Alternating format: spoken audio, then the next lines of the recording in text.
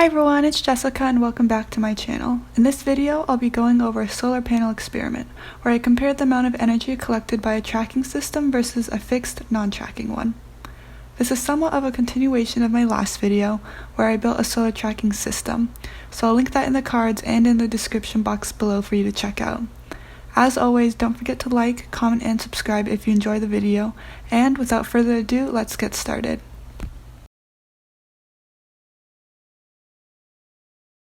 To start off, this is what my setup looks like. The first thing I have is my solar panel tracking system, which includes the solar panel itself, a servo motor, LDR photoresistors, the stand, and the Arduino board. The second thing I have here is a solar controller, which is basically a voltage and current regulator that keeps batteries from overcharging and prevents possible discharging by only allowing the current to flow in one direction from the solar panel to the battery. The third thing I have is this watt meter, which automatically detects and displays in real time the current, voltage, watts, amp hours, and more. And the fourth and final thing I have is a 12-volt lead-acid battery to store the solar energy.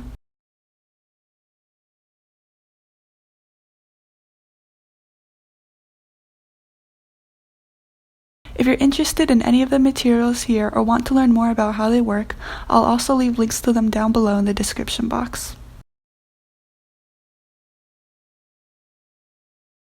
For this experiment, I'm taking watt data in hourly intervals, starting from 7:30 a.m. to 6:30 p.m. When I collect the data, I do two things. The first thing I do is plug in the Arduino and allow the solar tracker to run.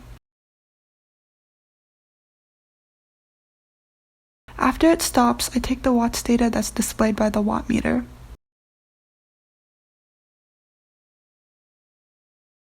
The second thing I do after I unplug the tracker is manually move the solar panel to lay completely flat horizontally. This acts as the fixed system, and I again take the watts data that's displayed on the watt meter. I repeat this process throughout the day and over the course of 3 separate days, each with different weather conditions that are purposefully picked in order to better compare the performances of the two systems.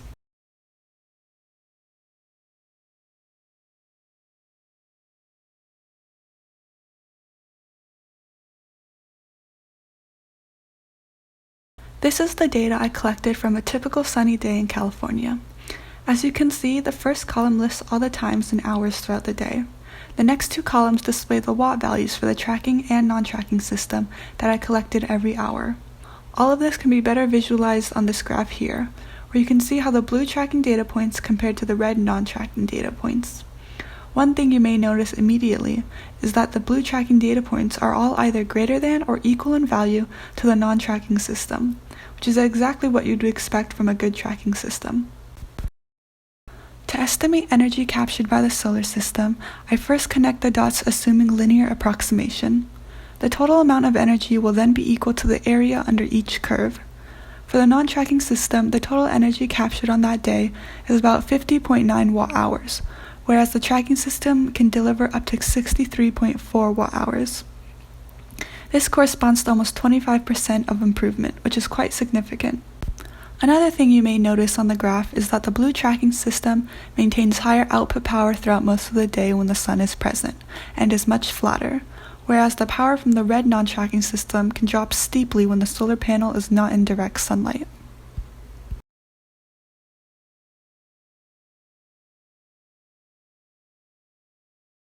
This is the data collected from another relatively sunny day, with an exception for a few high clouds. Normally the sun should reach its peak around noon, but on this particular day, clouds appeared and blocked the sun completely around 11:30 a.m. As a result, the captured power drops immediately to zero for both systems, as shown from the graph. I used the same method I described earlier to approximate the total energy collected on that day.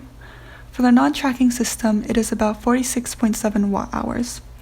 For the tracking system, it is about 58.8 watt-hours. As expected, due to the few clouds, both numbers have dropped slightly compared to the previous sunny day scenario, but the tracking system still shows a significant improvement of almost 26% over the non-tracking one.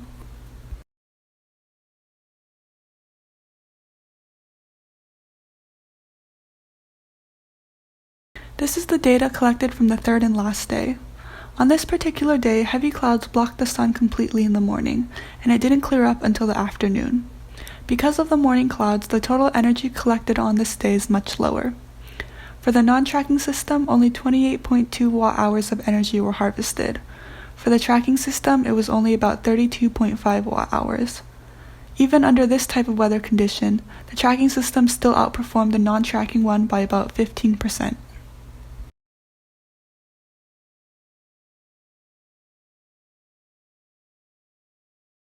From this experiment, you can see that even a single-axis solar tracking system, like the one I built, can potentially improve its total energy performance by up to 25%.